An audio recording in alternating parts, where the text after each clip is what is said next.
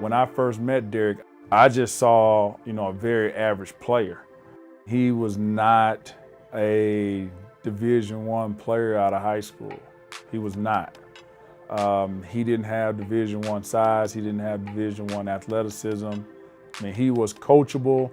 He's got a high basketball IQ. He's a great teammate, all of those things. But the initial thing was, I had an average, middle school player that wanted to get better.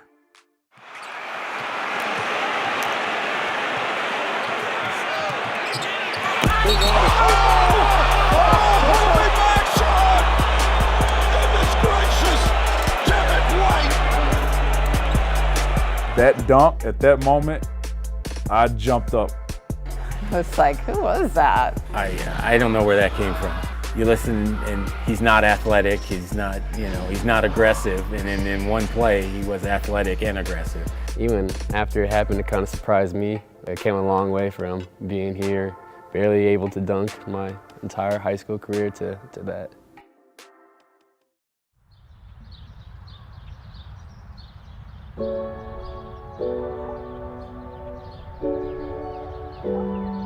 It's a small town, so everybody kind of knows everybody, so there's not any distractions, really not much to do. When I was younger, my mom would drop me off at the rec center before work, and we'd just be in there playing basketball all day. If you're just in the gym all the time, I think it helped me get to where I'm at. I just tried to encourage him to do what he enjoyed. We never had to force him to go to practice or, hey, go shoot the basketball or something. He's always, doing that on his own. And yeah, his dad did play a big part because he was happy to go with him at any time to go do that too, so. He beat me one time, which he loves telling the story, my senior year. So we were playing to 11, and he had 10 for the longest time, because then I really started trying. He catches on the wing, and he just throws it up, banks it in for a game. It's the last time he beat me. When I first met Derek, he didn't want to come back after the first workout. The workout was too hard. Now, the thing that I noticed about him was he was very coachable. I noticed that you could teach him certain moves, and he would stare. And he would look specifically at your feet and at your shoulders. Yeah, it's my freshman year. I was a little guy. I don't think I was very healthy, I feel. My arms are super skinny, but my feet are big if you had my shoes in here, compared to the rest of my body. I knew it was important to him to, at the end of high school, to continue to play somewhere. Some people look and say, oh, it's got to be D1, got to be one. It's just got to be a place where he can play, not just wear a jersey or a uniform. I mean, I didn't have really anybody talking to me. I never talked to a D1, so I assumed it would never be that. I mean, there were just times where I don't even know if I was going to play anymore. So I just kind of kept playing, and Coach Clover got the job at UCCS and brought me along, and I just thought it was a good fit because I could go there, my parents would come watch me play, and yeah, there was times where I was just I'll just go to school and just be a regular student. He could handle it a little bit, could shoot it a little bit, wasn't doing anything very well, anything great, but you could tell he knew the game. He moved well without the ball in his hands.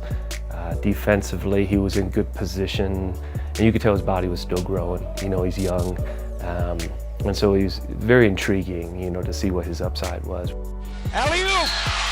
Brings everybody to their feet, the student section. Yeah. Not as loud as they have been all night long. I thought it was good for him to take a chance that, even if it didn't work out, it was much better to take that leap. I think in life we are so often just happy with where we're at, and we always wonder the what if, so why not do it and take that leap, and if you fail, at least you tried. And with the 29th pick in the 2017 NBA Draft, the San Antonio Spurs select Derek White from the University of Colorado.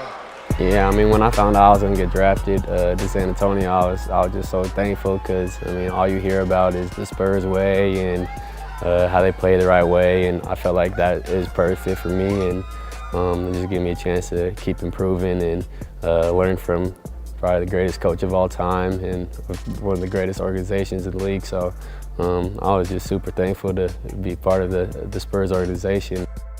Getting drafted by the Spurs was a blessing for Derek. I think when we were all at the draft party sort of waiting and getting a little anxious towards the end of the first round, and when the call came in, there was just not only the celebration for what his path has been and for him making it to be a first-round draft pick, but also the fit. I think everyone in the room collectively knew that this, Spurs is a special organization. When he first got here, I was just trying to find him. He'd be in the same room with me and I wouldn't know he's there. I know that sounds crazy, but it's true. He is so quiet, so humble, in a way unconfident, and obviously he didn't start at the highest levels of basketball. So he just took on that sort of a feeling about himself. And then he progressed pretty quickly, doing well in the D League and then coming up to the Spurs, and you know the rest. He truly is a San Antonio Spur. We don't have conversations about I'm in the NBA. The conversation is, man, he wants to be great for the Spurs.